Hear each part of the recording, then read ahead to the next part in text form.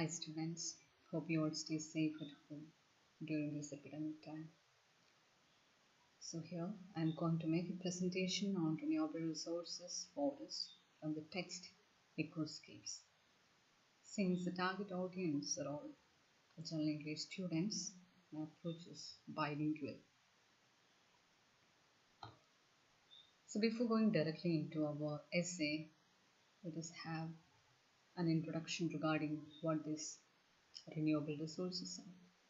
What are renewable resources? They are the resources that have the capacity to renew or replenish the portion depleted by usage or exploitation. So that means once we use it, we can again renew it. നമുക്കതിനെ വീണ്ടും ഉപയോഗിച്ചാൽ അത് എത്ര തീർന്നാലും നമുക്കതിനെ വീണ്ടും renew ചെയ്ത് കൊണ്ടുവരാൻ കഴിയും. Such kind of resources are generally called as renewable resources, and the examples of renewable resources include solar energy, wind energy, and forest.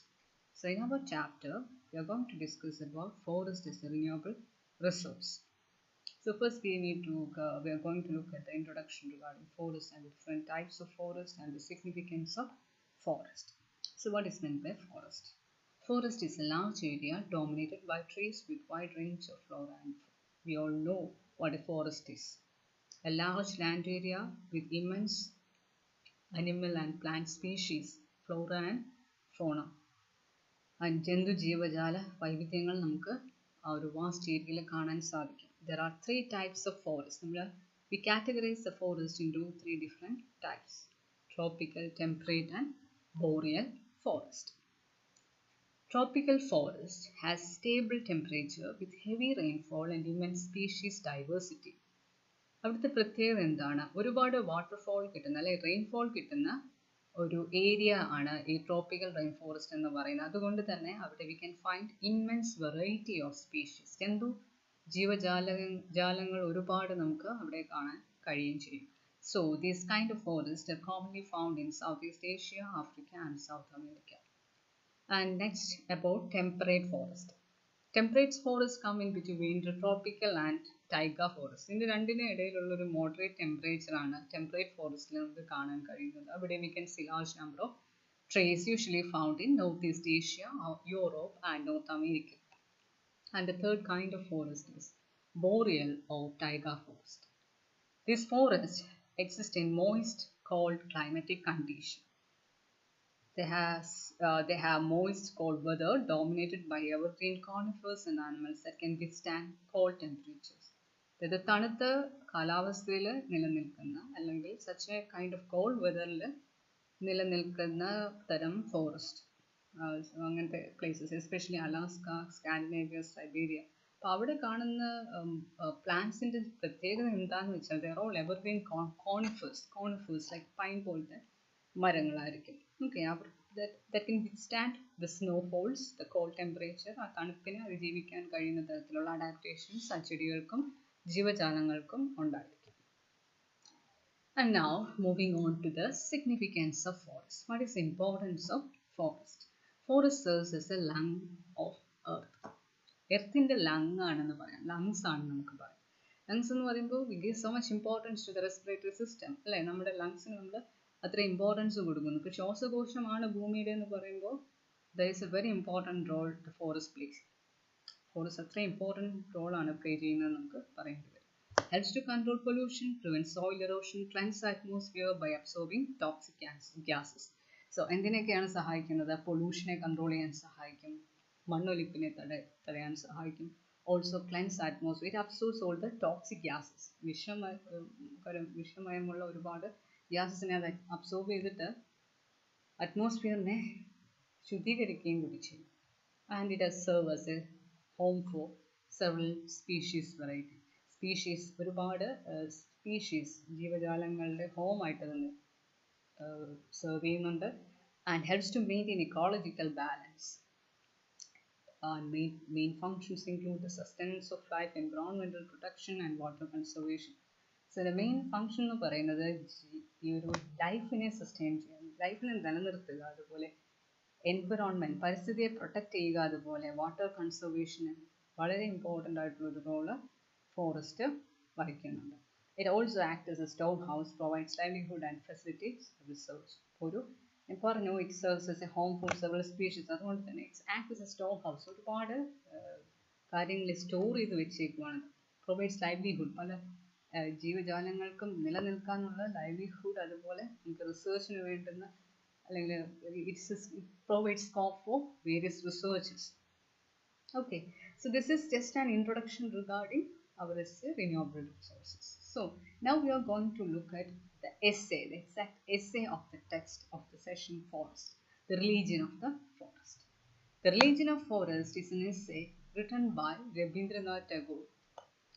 So Rabindranath Tagore is the first known European to win Nobel Prize in Literature in 1913 for his work Gitanjali. So note the year. So 1913.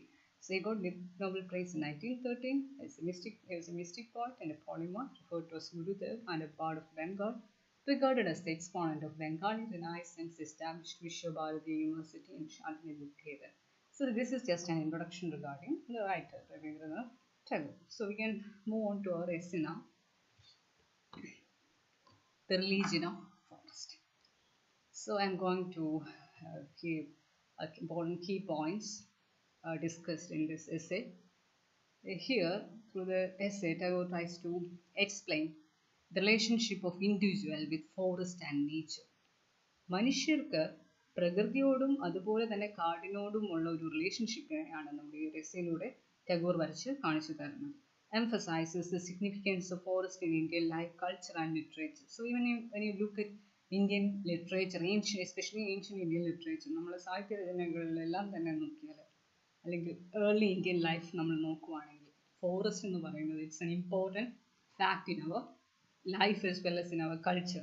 നമ്മുടെ especially Indian കൾച്ചറിൽ വളരെ important ആണ് forest എന്ന് പറയുന്നത്. Forest is not only a source of knowledge and freedom but also the source of beauty and joy, art and aesthetics of harmony and perfection. So forest ഞാൻ നേരത്തെ പറഞ്ഞു, നമ്മൾ സിഗ്നിഫിക്കൻസിൽ നമ്മൾ കണ്ടതാണ്.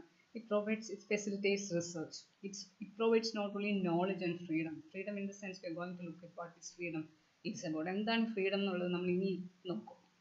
അപ്പോൾ എന്താണ് ഈ സോഴ്സ് ഓഫ് നോളജ്? നമ്മൾ പല അറിവുകളുടെയും ഒരു സ്റ്റോർ ഹൗസ് ആണ് ഫോറസ്റ്റ് എന്ന് പറയുന്നത്. അതുപോലെ തന്നെ ബ്യൂട്ടി, സൗന്ദര്യത്തിൻ്റെ, സൗന്ദര്യശാസ്ത്രത്തിൻ്റെ, ഈസ്തെറ്റിക്സിൻ്റെ, കലകളുടെ എല്ലാത്തിൻ്റെയും തന്നെ ഒരു എന്താണ് ഒരു സ്റ്റോർ ഹൗസ് ആണ് what we call as forest. So now we are going to look at our essay and about the introductory part, the first paragraph. Okay, if you have text with you, you can just go through it. So ഞാൻ ആ ഒരു ഓർഡറിലാണ് I arrange the slides. ഓരോ paragraph vice ആയിട്ടുള്ള കാര്യങ്ങളാണ് സ്ലൈഡ്സിൽ include ചെയ്തിട്ടുള്ളത്. So it will be helpful if you keep your text with you. So the first one is the first session or the introduction. Tagore says about the truth of life. What is this truth of life? ജീവിതത്തിൻ്റെ സത്യം എന്താ? The truth of our life depends on our attitude. നമ്മുടെ ആറ്റിറ്റ്യൂഡാണ്. എങ്ങനെ ഒരാൾ ലൈഫിനെ നോക്കി കാണുന്നു, that's very important. This attitude is formed by our habit of dealing with the surroundings and temperament. So ഈ ഒരു ഹാബിറ്റ്, ഈ ഒരു attitude, how we inculcate that attitude, ഈ ഒരു ആറ്റിറ്റ്യൂഡ് നമ്മൾ എങ്ങനെയാണ് ഉണ്ടാക്കിയെടുക്കുന്നത്?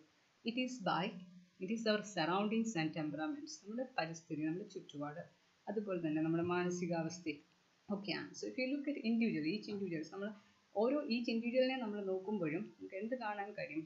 People are of different types. അപ്പോൾ ഹൗ ആ ഒരു ആറ്റിറ്റ്യൂഡ് എങ്ങനെ അവർ മോൾഡപ്പ് ചെയ്യുന്നു എന്ന് വെച്ചാൽ അവരുടെ ചുറ്റുപാടാണ്, അതുപോലെ അവരുടെ മാനസികാവസ്ഥയാണ്. Thus we establish our relation with this universe either through cultivation of power or through sympathy. അതുപോലെ തന്നെയാണ് നമുക്ക് ഏതിനോടുള്ള ബന്ധവും നമ്മുടെ പ്രപഞ്ചത്തോട്, the relationship we keep with this universe.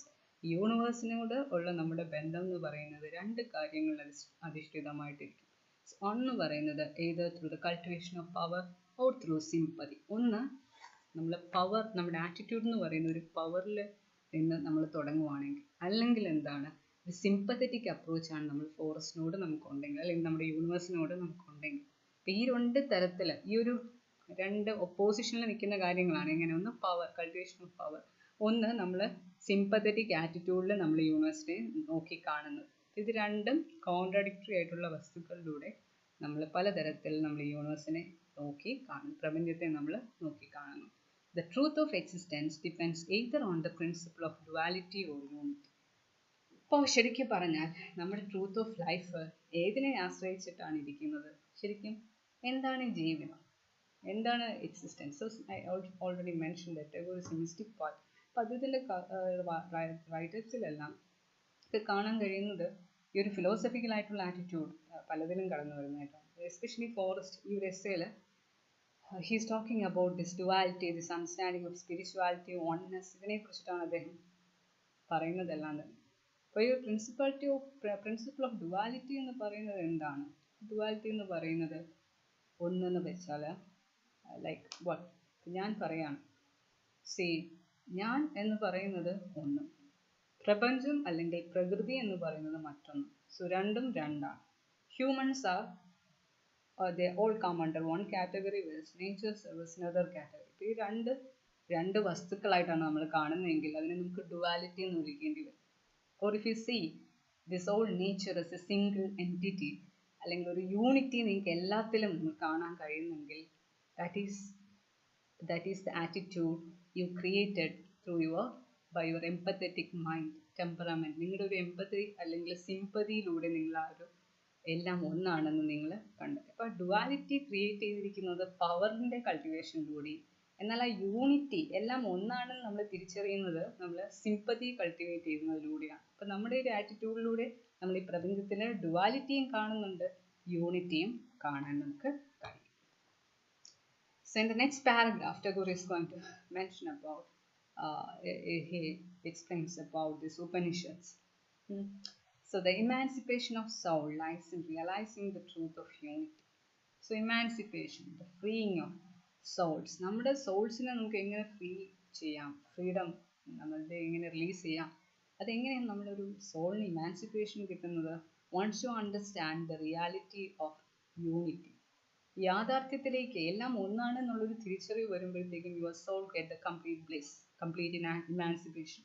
So here there's a quotation from Upanishad. Ishavasyam vidam sarvam yat kinch jagatyam jagat yena tyaktena bunjida magrada kashyasvitjanam. Means everything that moves in this moving world is enveloped by God and enjoyment through renunciation, not through greed of possession. So എന്തൊക്കെ വസ്തുക്കൾ ഈ ലോകത്തിലുണ്ടോ, whatever moves in this world is completely enveloped by God. എല്ലാ ജീവജാലങ്ങളും ചലിക്കുന്നതാണ്. ഈ ചലിക്കുന്ന ലോകത്തിലെ എല്ലാ ജീവജാലങ്ങളെയും cover ചെയ്തിരിക്കുന്നത് ആരാണ്, അല്ലെങ്കിൽ സൃഷ്ടിച്ചിരിക്കുന്നത് ആരാണ്? ദൈവമാണ്. ഓക്കെ, അപ്പോൾ ആ ദൈവം എന്ന് പറയുന്നത് എല്ലാ ജീവജാലങ്ങളിലും ഒരുപോലെ ഇരിക്കും. So in order to get the enjoyment, in order to get the happiness, in order to emancipate the soul and achieve the inner bliss, you need to renounce your material possessions, അല്ലെങ്കിൽ ആ material ഗ്രീഡ്നെസ് നമ്മൾ renounce ചെയ്യണം. Renounce ചെയ്യാൻ means എന്താണ്? ഉപേക്ഷിക്കുക. എന്തിനെയൊക്കെ ഉപേക്ഷിക്കണം? നമ്മൾ എന്നുള്ള ആ ഒരു കോൺസെപ്റ്റ് നമ്മൾ എടുത്ത് കളയണം. ബിക്കോസ് നമ്മളെല്ലാം ഞാൻ എന്നുള്ള കോൺസെപ്റ്റ് നമ്മൾ റിനൗൺസ് ചെയ്തിട്ട് നമ്മൾ എന്നുള്ള ഒരു കോൺസെപ്റ്റിലേക്ക് വരണം. Thus not through greed of possession. അതെന്ന് പറയുന്നത് ഒരിക്കലും എന്തിലേക്ക് ആവരുത്, നമ്മുടെ സന്തോഷം നമ്മൾ കണ്ടെത്തുന്നത് ഒരിക്കലും പൊസിഷൻ, മെറ്റീരിയൽ റിച്ച്നെസ് കണ്ടെത്തുന്നതിനുള്ള അത്യാഗ്രഹത്തിലൂടെ ആവരുത്. So that is what Upanishad talks about. So next Tagore mentions about forest dwellers in ancient India. ഇപ്പോൾ ഉപനിഷത്തുകളിൽ എന്താണ് പറഞ്ഞിരിക്കുന്നത്? ഇപ്പോൾ ഏൻഷ്യൻറ്റ് ഒരു ടൈം തൊട്ടേ they talks about this എന്താണ് യൂണിറ്റി എന്നുള്ളത്. പ്രപഞ്ചവും അല്ലെങ്കിൽ മനുഷ്യരും തമ്മിൽ രണ്ടും രണ്ടല്ല, എല്ലാം ഒന്നാണ് എന്ന് പറഞ്ഞു തരിക. സോ അതുപോലെയാണ് forest dwellers, those who dwell in forest, those who lives in forest, especially in ancient India. So we know that നമ്മൾ when you look at ancient times, they had a close relationship with nature. നമ്മൾ ജീവിക്കുന്നത് നേച്ചറുമായിട്ട് relate ചെയ്തിട്ടാണ്. There were no industrialization അല്ലെങ്കിൽ modernization ഒന്നും ഇല്ലാത്ത കാലഘട്ടം. That time നമ്മൾ completely depends on forest for our livelihood. So forest dwellersന്റെ ഇമ്പോർട്ടൻസ് ആണ് ഇവിടെ ഇനി പറയാൻ പോകുന്നത്. They preached an ideal of perfection which runs through classical Indian literature and still dominates our mind. So these forest dwellers, especially the North Indians, forest dwellers ആണ് ഇവിടെ ടാഗോർ പറയുന്നത്. They preach an ideal of perfection. So they teaches us perfection. What is that perfection? Perfection of unity. ആ unity എന്നുള്ളൊരു perfection അവർ create ചെയ്ത് തരുന്നുണ്ട്, പഠിപ്പിച്ചു തരുവാണ്. Through classical Indian literatures that still dominates our mind. So when you look at our ancient epics, നമ്മുടെ രാമായണം, മഹാഭാരതം, അതുപോലെ തന്നെ എനി ലിറ്ററേച്ചർ, എല്ലാ ലിറ്ററേച്ചറും നമ്മൾ നോക്കുമ്പോഴും പ്രകൃതിയെ എങ്ങനെയാണ് കാണിക്കുന്നത്, അല്ലെങ്കിൽ ഫോറസ്റ്റിനെ എങ്ങനെയാണ് കാണിക്കുന്നത്? The romanticize it sometimes, or sometimes the poets or the writers find some kind of a retreat in forest. ഫോറസ്റ്റിലാണ് അവർ ഒരു റിട്രീറ്റ്, അവരൊരു ആശ്വാസം കണ്ടെത്തുന്നത്. സോ സ്റ്റിൽ നമ്മുടെ മൈൻഡിലും എന്തുണ്ട്, ഫോറസ്റ്റ് എന്ന് പറയുന്നത് ഒരു പെർഫെക്ഷൻ, ഒരു ഐഡിയൽ ഓഫ് പെർഫെക്ഷൻ ആയിട്ട് നമുക്ക് കാണാൻ കഴിയും. Forest plays a major role in their life because പഴയ ഏൻഷ്യൻ ലിറ്ററേച്ചറിലെല്ലാം തന്നെ ഫോറസ്റ്റ് ഡോമിനേറ്റ് ചെയ്യാനുള്ള കാര്യം എന്താണ്? The forest plays a major role in their lives. അവരുടെ ജീവിതത്തിലെ ഫോറസ്റ്റിന് അത്ര ഇമ്പോർട്ടൻസ് ഉണ്ട്. Forest entered into a close living relationship with their work, leisure, daily activities and thoughts. So എവിടെല്ലാം വേറെ ഈ ഫോറസ്റ്റ് അവരുടെ ലൈഫിലേക്ക് വരുന്നു എന്ന് വെച്ചാൽ not only in their work, അവരുടെ ജോലി എന്ന് പറയുന്നത് പഴയ കാലത്ത് when you look at the age old prehistoric and historic times, if you look at history, we can see that there were no ഇപ്പോഴത്തെ പോലത്തെ വർക്ക്സ് അല്ല. they were hunters, they were farmers, okay, food gatherers. അപ്പോൾ അവരുടെ work എന്ന് പറയുന്നത് completely depending on forest ഒരു important ആണ്. പറയുന്ന അനിമൽ ബ്രീഡിങ്ങിനാണെങ്കിലും അവർ എങ്ങോട്ടാണ് അനിമൽസിനെല്ലാം വളർത്തുന്നതും എല്ലാം കാട്ടിലേക്കാണ് അവർ ഗ്രേസിങ്ങിനുമായിട്ടൊക്കെ വിടുന്നത്. അതുപോലെ ലെഷർ ആക്ടിവിറ്റി, അവരുടെ ഡെയിലി ആവശ്യകതയ്ക്ക് അവരുടെ തോട്ട്സ്, അവരുടെ ചിന്തകളിൽ, അവരുടെ റിഫ്ലക്ഷൻസിലെല്ലാം തന്നെ ഫോറസ്റ്റ് കടന്നു വരുന്നുണ്ട്. സോ ദസ് അത്രയും ഫോറസ്റ്റ് അവരുടെ ലൈഫിൽ ഇമ്പോർട്ടൻ്റ് ആയതുകൊണ്ട് തന്നെ they believed in the unity of all things. എല്ലാത്തിലും ഒരു യൂണിറ്റി അവർക്ക് കാണാൻ കഴിയുന്നുണ്ട്. So they uttered their faith ഏകം കിം സർവം പ്രാണേജാതി നിശ്വാതം. That means all that is vibrates with life having coming out of life. The same principle ഉപനിഷത്തിൽ നമ്മൾ കണ്ടതുപോലെ എന്തിനൊക്കെ ലൈഫ് ഉണ്ട്, അതായത് ഏതെല്ലാം വസ്തുക്കളിൽ നമുക്ക് ലൈഫിനെ, ജീവനെ കാണാൻ പറ്റുന്നുണ്ടോ അതെല്ലാം ജീവനിൽ നിന്ന് വന്നിട്ടുള്ളതാണ്. സോ എല്ലാം നമുക്ക് ചുറ്റുമുള്ള എല്ലാത്തിനും ഒരു സോൾ ഉണ്ട്, ഒരു ജീവൻ ഉണ്ട്. സോ അതുകൊണ്ട് മനുഷ്യൻ മാത്രമല്ല, ആ ഒരു മനുഷ്യൻ പ്രകൃതി എന്നുള്ളൊരു ഡുവാലിറ്റിക്ക് അവിടെ ഒരു പ്രസക്തി ഇല്ല. എല്ലാം എന്താണ്, ഒരു യൂണിറ്റി നമ്മൾ കാണാൻ കഴിയണം. അതാർക്ക് കാണാൻ കഴിഞ്ഞിരുന്നു? Forest dwellers. പഴയ കാലങ്ങളിൽ ഫോറസ്റ്റിൽ ജീവിച്ചിരുന്ന അല്ലെങ്കിൽ ഫോറസ്റ്റിനെ ആശ്രയിച്ച് ജീവിച്ചിരുന്ന ആൾക്കാർക്ക് ആ ഒരു പെർഫെക്ഷൻ, ഐഡിയാലിറ്റി അല്ലെങ്കിൽ ആ ഒരു യൂണിറ്റി തിരിച്ചറിയാൻ കഴിഞ്ഞിരുന്നു. And next is about the concept called Satchidananda. അടുത്ത പാരഗ്രാഫ് നമ്മൾ നോക്കുവാണെങ്കിൽ you can find that Tagore discussing about the Sanskrit word or the Indian philosophy. He sums up the ultimate reality in one Sanskrit word called Satchidananda. അപ്പോൾ യാഥാർത്ഥ്യം, ultimate reality എന്ന് പറയുന്നത്, ലോകത്തിൻ്റെ reality എന്ന് പറയുന്നത് ഒറ്റ വാക്കിൽ പറഞ്ഞേക്കുവാണ്, സച്ചിദാനന്ദ. Even though that word is comprised of three separate words like Sat, Chit and Ananda. That means existence, that's a real truth which is not changeable. അതൊരിക്കലും ചേഞ്ച് ചെയ്യാത്തതാണ് എക്സിസ്റ്റൻസ്, നമ്മുടെ എസൻസിന് ഒരിക്കലും ഒരു മാറ്റം ഉണ്ടാവില്ല. കോൺഷ്യസ്നെസ് എന്ന് പറയുന്നത് നോളജ് റിഗാർഡിംഗ് ദ റിയാലിറ്റി, ആ റിയാലിറ്റിയെ തിരിച്ചറിയാനുള്ള കഴിവ്, ആ ഒരു ബോധം, ആ ഒരു നോളജ് നമ്മൾ ഇൻകൾക്കേറ്റ് ചെയ്തെടുക്കുന്നതാണ്. സോ അപ്പോൾ ഒരു എക്സിസ്റ്റൻസിൽ നിന്ന് നമ്മളൊരു നോളജ് ഇൻകൾക്കേറ്റ് ചെയ്തെടുക്കുക, ഡെവലപ്പ് ചെയ്തെടുക്കുക എന്ന് വെച്ചാൽ അത് എന്ത് നോളജാണ്? To realise the ultimate reality that നമ്മൾ അത് എല്ലാം എന്നിലുണ്ട്, അല്ലെങ്കിൽ എല്ലാം എന്താണ്, എല്ലാ ജീവജാലങ്ങളിലും ഞാനുണ്ട്, മനസ്സിലാകുന്നുണ്ടോ? അപ്പോൾ ആ ഒരു കോൺഷ്യസ്നെസ് ആണ് ഇവിടെ പറയുന്നത്. Okay, so the existence, the truth, the consciousness and finally, so once you realize that this existence അല്ലെങ്കിൽ ഈ സത്ത് എന്ന് പറയുന്നത് എല്ലാത്തിലും ഉണ്ട് എന്നുള്ളൊരു നോളജ് നമ്മളിലേക്ക് വരുമ്പോഴത്തേക്കും we get the ultimate bliss. നമ്മൾ ഏതിലേക്ക് വരും? the complete enjoyment or what we call as ആനന്ദ, ഒരു അൾട്ടിമേറ്റ് പ്ലഷർ അല്ലെങ്കിൽ ഒരു ആനന്ദം നമ്മളിലേക്ക് വരും. ആ ആനന്ദമാണ് നമ്മൾ ആദ്യത്തെ പാരഗ്രാഫിൽ പറഞ്ഞതുപോലെ ഇതൊരിക്കലും ഒരു ഗ്രീഡി പൊസിഷൻ വഴിയുള്ള ആനന്ദമല്ല. സച്ചിത് ആനന്ദയിൽ ആനന്ദ എന്ന് പറയുന്നത് ആ ഒൺനെസ് നമ്മൾ കണ്ടെത്തുമ്പോൾ എല്ലാം ഒന്നാണ് എന്നുള്ളൊരു ബോധം നമുക്ക് വരുമ്പോൾ ഉണ്ടാവുന്ന ഒരു സന്തോഷം. Our consciousness of the whole become perfect when we realize that All things are spiritually one, therefore capable of giving us joy or ആനന്ദം. അപ്പം എല്ലാ വസ്തുക്കളിലും എല്ലാം സ്പിരിച്വലി ആത്മീയമായിട്ട് ഒന്നാണ് എന്ന് മനസ്സിലാവുമ്പോൾ നമുക്ക് ഒരു പരമാനന്ദം അല്ലെങ്കിൽ ഒരു ആനന്ദത്തിലേക്ക് ചെന്നെത്താൻ കഴിയും. The highest purpose of this world is achieved through realizing ourselves through sympathy. So the reality of this world is achieved, it can be achieved only through cultivating sympathy, not through by power. പവറിലൂടെ നമുക്ക് എല്ലാം cultivate ചെയ്യാൻ, ഒരു റിയാലിറ്റിയെ മനസ്സിലാക്കാൻ കഴിയും എന്നുള്ളത് തെറ്റാണ്. നമുക്ക് ആ ഒരു റിയാലിറ്റി മനസ്സിലാവണമെങ്കിൽ നമുക്ക് എന്തുണ്ടായിരിക്കണം? സിമ്പതി നമ്മുടെ ഉള്ളിൽ ഉണ്ടാകണം. Not alienating ourselves from other living creatures, instead try to live in a perfect union.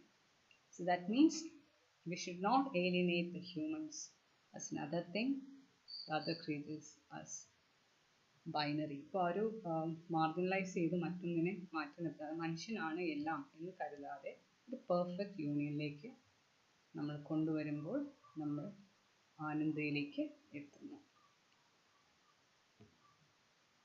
So moving on to the next paragraph, where Tagore discusses about Kalidasa and the importance of hermitage.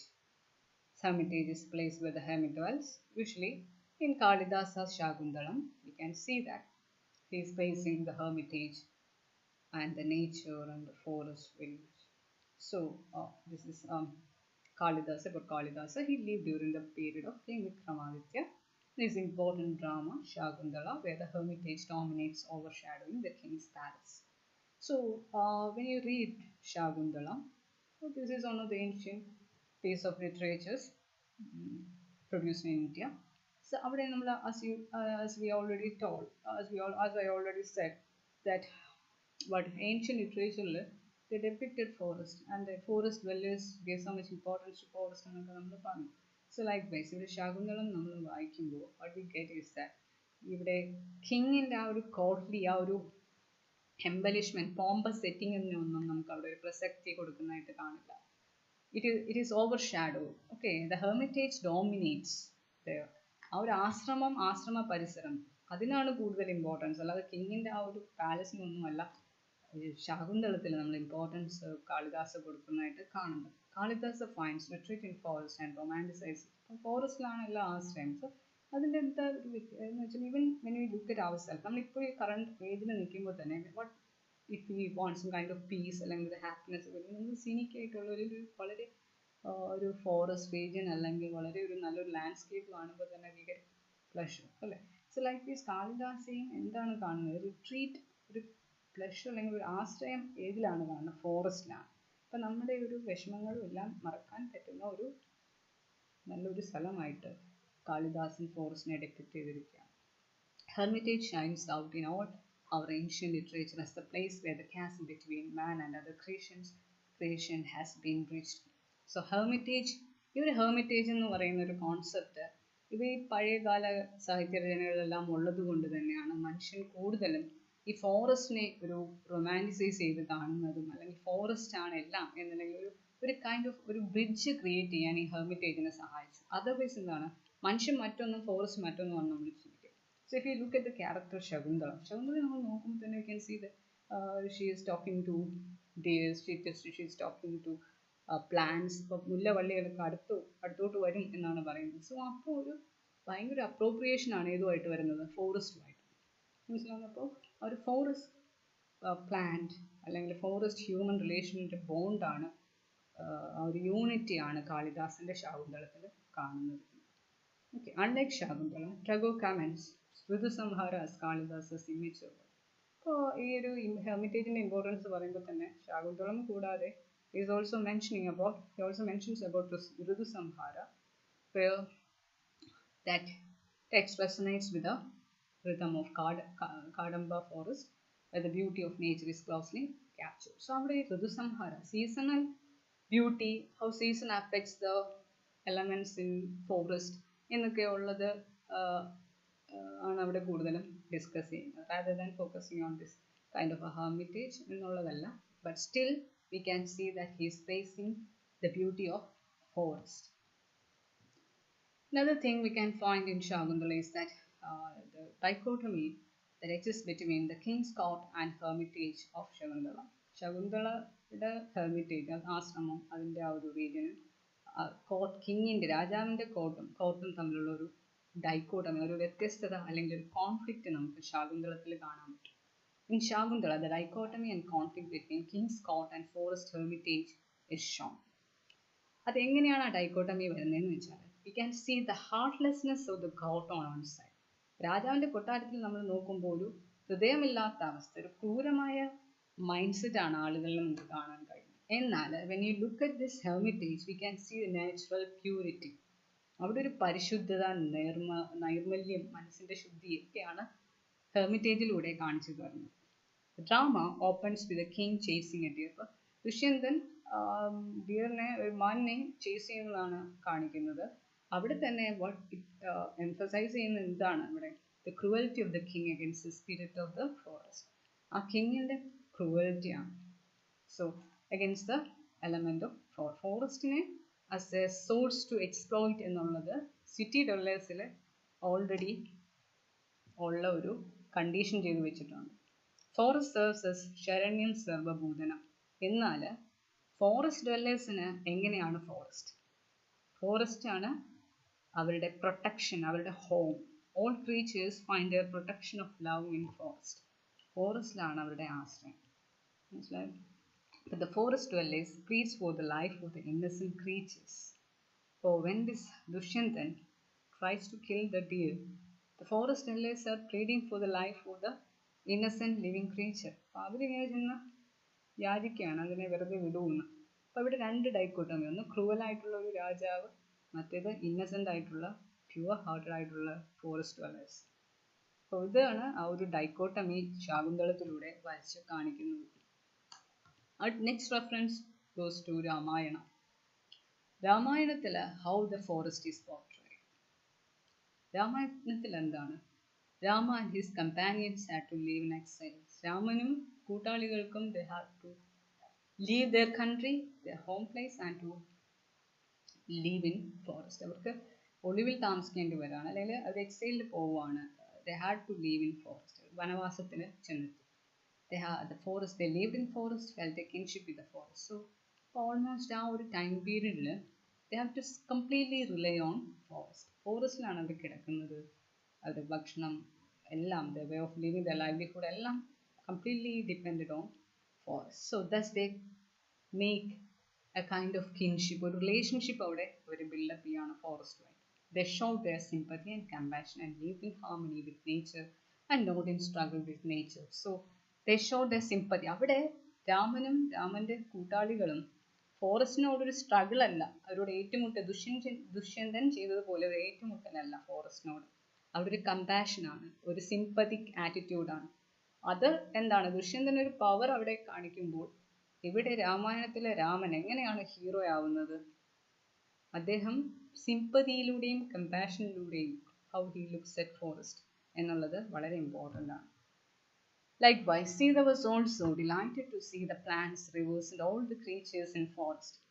Not only Raman മാത്രമല്ല, സീത ലക്ഷ്മണൻ്റെ അടുത്ത് പറയുന്ന instance ടെക്സ്റ്റിൽ പറയുന്നുണ്ട്.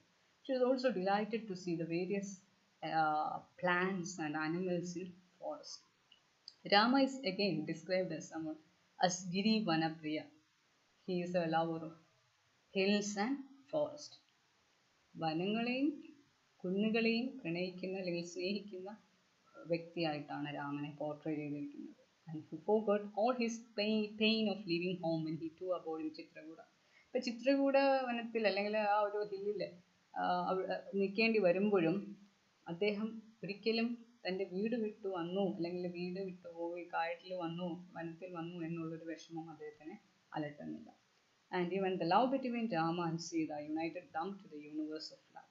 So the love, ഇവിടെ കാണുന്ന ആ ഒരു രാമായണത്തിൽ കാണുന്ന bond between Raman and Sita, അവരുടെ ഒരു യൂണിയൻ എന്ന് പറയുന്നത് it symbolically highlight the union to the universe. ആ ഒരു യൂണിവേഴ്സിനോടുള്ളൊരു യൂണിയനാണ്. The extend the love to the forest as well.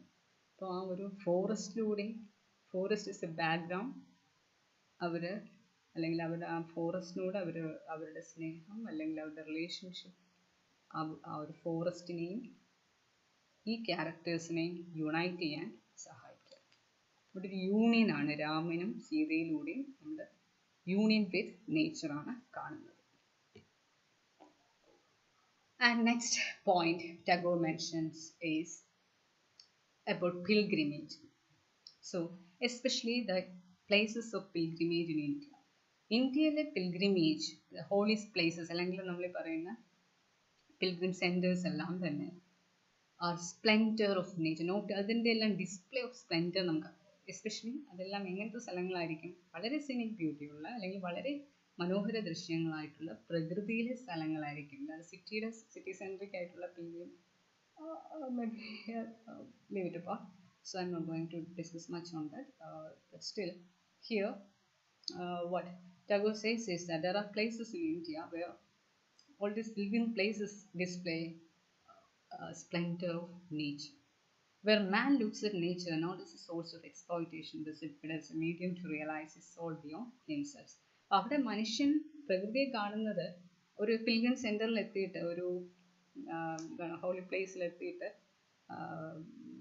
മനുഷ്യൻ പ്രകൃതി ആ സ്ഥലത്തെ കാണുന്നത് as not as a place for exploitation, ചൂഷണം ചെയ്യാനുള്ള ഒരു സ്ഥലമായിട്ടല്ല, പക്ഷെ എന്താണ്, to understand and realise his self, his soul.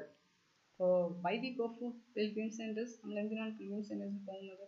അവിടെ നമ്മൾ ആ സ്ഥലത്തെ ചൂഷണം ചെയ്യാനല്ല, മനസ്സിലാവുന്നുണ്ട്, to get peace, spiritual enlightenment കിട്ടാൻ വേണ്ടിയിട്ടാണ് we usually go there.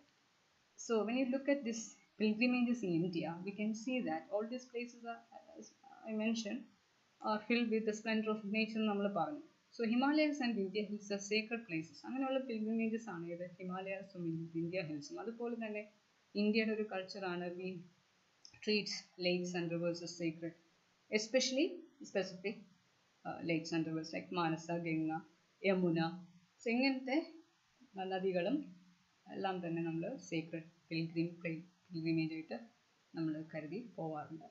India has such a culture to worship nature and its elements through spiritual communion. So India has such a culture. ഇന്ത്യയുടെ കൾച്ചർ തന്നെ എങ്ങനെ to make a spiritual communion with nature. So that's why we have Tagore has already mentioned about quotations from Upanishads, Ramayana. ഇതെല്ലാം നമ്മൾ മനസ്സിലാക്കുമ്പോൾ എന്താണ്, ഒരു spiritual communion with nature എന്നുള്ളത് നമുക്കൊരിക്കലും ഒഴിച്ചുവിടാൻ കഴിയില്ല. The idea of freedom was based on the realization of spiritual unity. This kind of freedom means the freedom of soul.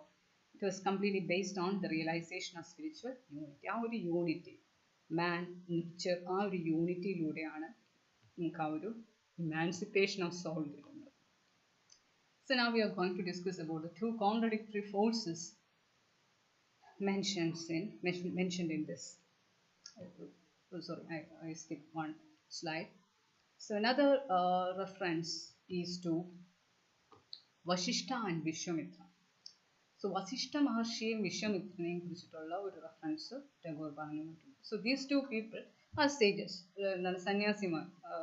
സന്യാസികളാണ്.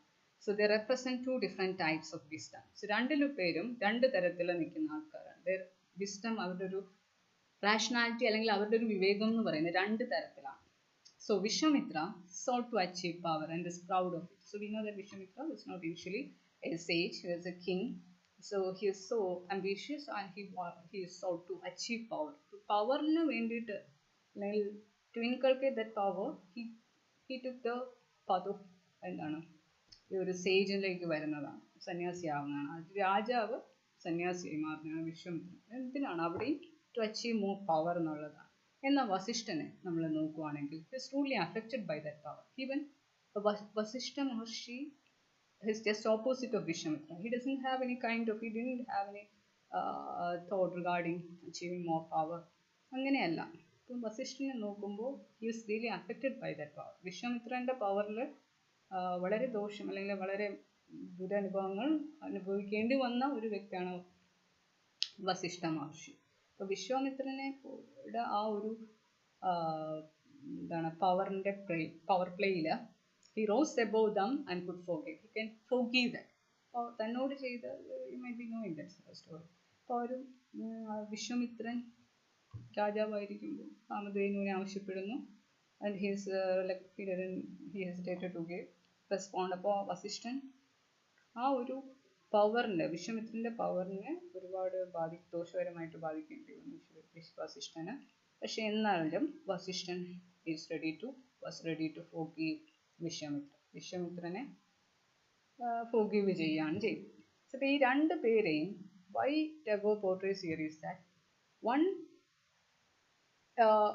is one who is after the power, the other one Vasishthan എന്ന് പറയുന്നത് sympathetic nature cultivate ചെയ്ത വ്യക്തിയാണ്. ഇപ്പോൾ ഒരു രണ്ട് dichotomy ഇവിടെയും കാണാം. അപ്പോൾ ദോ ദേ ആർ സേജസ്, രണ്ടുപേരും സെയിൻസ് ആണ്, രണ്ടുപേരും എന്ന രണ്ട് എക്സ്ട്രീമിൽ നിൽക്കുന്ന ആൾക്കാരാണ്. So Rama got into spiritual, നമ്മുടെ രാമായണത്തിലെ രാമൻ സ്പിരിച്വൽ ലൈഫിലേക്ക് വരാനുള്ള റീസൺ എന്ന് പറയുന്നത് it's because the influence of Vasishtha മഹർഷിയുടെ ഇൻഫ്ലുവൻസിലൂടെ. He had his initiation to war. എന്നാൽ വാറിൽ യുദ്ധത്തിലേക്ക് പോകാനുള്ള ഇൻസ്പിറേഷൻ ആരിൽ നിന്ന് കിട്ടുന്നു? From Vishwamitra. So it is Vishwamitra who called him to kill demons. വിശ്വാമിത്രനാണ് ഇദ്ദേഹത്തിനെ ഡീമൻസിനെ കൊല്ലാനായിട്ട്, രാക്ഷസന്മാരെ കൊല്ലാനായിട്ട് പ്രേരിപ്പിക്കുന്നത്. സോ ഇത് രണ്ടും നമുക്ക് ആവശ്യമാണ്, നമുക്കൊന്ന് മനസ്സിലാവും. Inner peace and perfection is important as well as to kill the demons. രാക്ഷസന്മാരെ കൊല്ലുന്നതും ആ ഒരു സിറ്റുവേഷനിൽ ഇമ്പോർട്ടൻ്റ് ആണ്. സോ ഈ രണ്ട് ഡൈക്കോട്ടമി നമുക്ക് ഒരു at certain points we need dum both. നമുക്ക് രണ്ടും ആവശ്യമായിട്ട് വരും. ദ ടു കോൺട്രാഡിക്ടറി ഫോഴ്സസ്, ഇവിടെ പറയുന്ന രണ്ട് വൈരുദ്ധ്യമായിട്ടുള്ള ഫോഴ്സസ് എന്തൊക്കെയാണ്? For the creation we need attraction and repulsion. ഒരു ക്രിയേഷൻ, ഒരു ജീവജാലങ്ങളെ സൃഷ്ടിക്കുക എന്ന് പറയുമ്പോൾ we can there need an attraction and repulsion. ഒരു അട്രാക്ഷൻ ഉണ്ടാവും, അതാണ് ഡൈക്കോട്ടമിയാണ് നമ്മൾ നേരത്തെ പറയുന്നത്. സിമ്പതി അല്ലെങ്കിൽ ലവ്, കമ്പാഷൻ. റിപ്പൾഷൻ മീൻസ് ആ ഒരു ഇഷ്ടക്കേട്, ആ ഒരു ഡുവാലിറ്റി അല്ലെങ്കിൽ ഒരു ഹേറ്റ്രഡ്. ഇപ്പം രണ്ട് തരത്തിലാണ് ക്രിയേഷൻ എന്ന് പറയുന്നത്. അവിടെ ഒരു സംഹാരവും ഉണ്ടാവും, സൃഷ്ടിയും ഉണ്ടാവും. These contrary forces should coexist and be in harmony. The lesson taught by forest.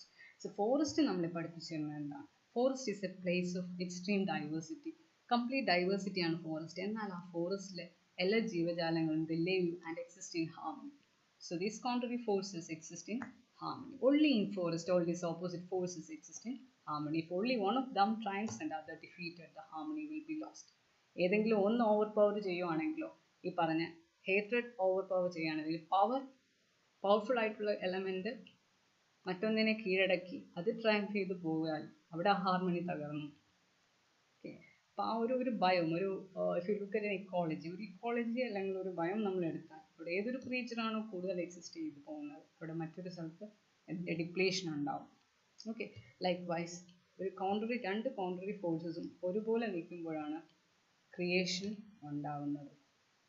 Okay, ഒന്ന് മറ്റൊന്നിനെ വിജയിച്ചല്ലെങ്കിൽ അതിൻ്റെ പുറത്ത് പോയാൽ, മറ്റൊന്ന് കംപ്ലീറ്റ് ഡിഫീറ്റഡ് ആയി പോയാൽ അവിടെ ഹാർമണി ലോസ്റ്റ് ആവും. So everything should be equally exist. Everything should leave in equal harmony എന്നുള്ളതാണ്. ഒരുപോലെ ബാലൻസിൽ എല്ലാം നിലനിൽക്കണം. ഒന്ന് അധികവും ആവരുത്, മറ്റൊന്ന് കുറയാനും പാടില്ല. And as a conclusion, humanity has been trying to achieve the ultimate reality of the universe for ages. So വർഷങ്ങളായി we are trying to attain that ultimate reality of life, but still the harmony of the two contrary forces like harmony and violence is not yet perfected by man. Still നമ്മൾ ആ ഒരു ultimate reality we didn't achieve yet. Man who is running after the material richness forgets his close association with nature and other living things around. മനുഷ്യൻ എങ്ങനെയാണ്? We are still running after material richness. We never get bothered about forest അല്ലെങ്കിൽ unity, reality ഒന്നും നമ്മൾ ചിന്തിക്കാറില്ല. If a man could live in harmony with forest and nature, it would help him to experience love among humans as well. So if a man could live in harmony with forest and nature, അപ്പോൾ ഒരാൾ പ്രകൃതിയോട് ഒക്കെ ഇണങ്ങി ജീവിക്കാൻ കഴിയുമെങ്കിൽ he can show the same love and compassion to his fellow human beings. തൻ്റെ കൂടെയുള്ള human ബീങ്സിനും ആ ഒരു സ്നേഹം അദ്ദേഹത്തിന് സ്പ്രെഡ് ചെയ്യാൻ കഴിയും. Forest thus teaches harmony in diversity. This is not out of passion but a love. Forest നമ്മളെ പഠിപ്പിക്കുന്നത് എന്താണ്? എല്ലാം ഒരു യൂണിറ്റിയിൽ എക്സിസ്റ്റ് ചെയ്യാൻ. This is not out of passion but a love. Just not ഒരു പാഷൻ്റെ അല്ല, അതിൽ നിന്നുണ്ടാവുന്നതല്ല, but a real love which recognizes its immense wealth and joy within itself. So it knows. ഫോറസ്റ്റിന് അറിയാം അതിൻ്റെ ഉള്ളിൽ തന്നെ എന്തുണ്ട്? The immense wealth and joy within ourselves. So everything has N essence. ആ ഒരു എസെൻസ് ഫോറസ്റ്റിൻ്റെ ഡൈവേഴ്സ് ആനിമൽസ് അല്ലെങ്കിൽ Flora ആ സ്പീഷീസിന് ഉണ്ട്. അത് അവർക്ക് തിരിച്ചറിയാനും കഴിയുന്നുണ്ട്. ദാറ്റ് ഈസ് ഹൗ ആ ഒരു ജോയ്, അൾട്ടിമേറ്റ് ആനന്ദം നമ്മുടെ മനസ്സിൽ നിന്ന് ഉണ്ടാവണമെങ്കിൽ we should also practise in harmony with nature. ആ ഒരു നേച്ചറിനോട് ഒരു ഹാർമണിയസ് റിലേഷൻഷിപ്പ് മെയിൻറ്റെയിൻ ചെയ്യാൻ നമ്മൾ ശ്രമിക്കണം. So that is all about this chapter. Thank you.